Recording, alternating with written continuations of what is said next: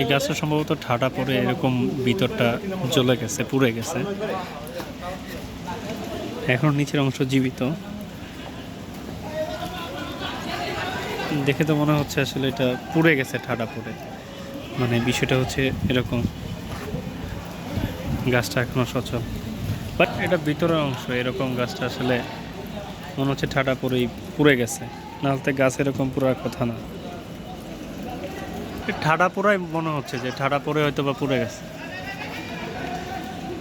এরকম গাছের মাঝখান দিয়ে আসলে পুরাটা কয়লার মতো পুড়ে গেছে।